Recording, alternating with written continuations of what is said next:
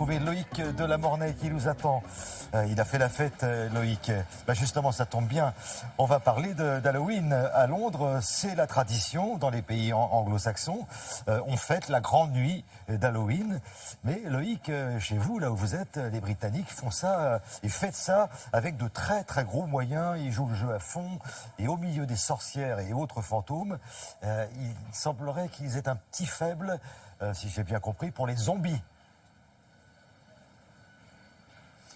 Oui, Thierry, c'est exactement ça. Alors, vous avez raison, hein, c'est vraiment dans les pays anglo-saxons, notamment à Londres et à New York, que Halloween est fêté le plus dignement. Alors, malheureusement, hier, le cœur de New York n'était pas à la fête avec les attentats dont vous avez bien évidemment parlé. Mais en tout cas, ici à Londres, évidemment, ça a été une grande fête. Alors, vous l'avez dit, il y a des fantômes, il y a des sorcières, mais les Britanniques, ces dernières années, ont une vraie passion pour les zombies. Alors, ils organisent des stages de survie contre les zombies. Alors, on vous laisse dans des hangars, dans une zone où vous devez courir et apprendre à échapper à des zombies. Ça, c'était la grande mode ces dernières années. Et cette année, il y a une nouvelle mode qui s'appelle les Secret Escapes. Alors, ce sont on vous enferme dans une chambre avec, tenez-vous bien, eh oui, un zombie, et il faut apprendre à s'en échapper sans se faire manger. Alors, nous avons envoyé 2 téméraires membres de l'équipe du Bureau de France de Londres, Élise Derbaume et Nick Bousby, dans cette expérience qui fait pas mal frissonner. Regardez leur reportage.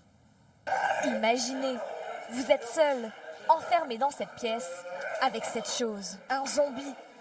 C'est ce que va vivre cette équipe à travers une expérience à la fois amusante et effrayante. En 1 heure, elle va devoir trouver le moyen de sortir tout en évitant les attaques du zombie. Pour le moment, il ne peut atteindre qu'une petite partie de la pièce car enchaîné.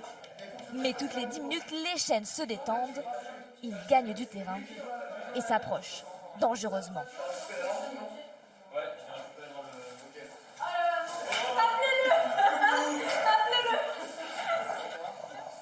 Tout en gardant un œil sur le zombie, l'équipe tente de résoudre une dizaine d'énigmes dissimulées dans la pièce. Chaque énigme permet d'obtenir un code qui ouvre placards et tiroirs où sont cachées d'autres énigmes qui mènent à d'autres cadenas pour finalement pouvoir ouvrir la porte de sortie.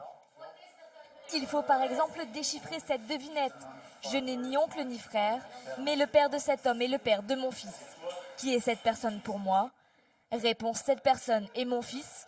Les 4 lettres du mot fils formeront donc un code qui ouvrira l'un des cadenas. Le temps passe et la porte demeure close. Petit à petit, la panique s'empare de notre équipe. Il lâche la chaîne, il n'a plus de chaîne presque. Et là, c'est le drame. Notre équipe se fait attraper un par le zombie. Nul n'aura pu s'échapper, nul n'aura survécu.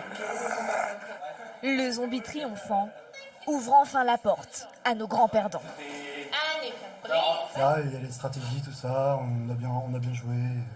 Après, On a des bons perdants. ouais, on a perdu, mais on a bien rigolé. C'était plutôt pas mal. C'est sportif. Ouais. Ça pousse un peu le palpitant, c'est cool. Faire courir le zombie, c'est drôle. Ouais. Il y a 2-3 énigmes qui sont pas mal. Il faut dire que le cœur des Londoniens palpite pour ces interactions avec les zombies.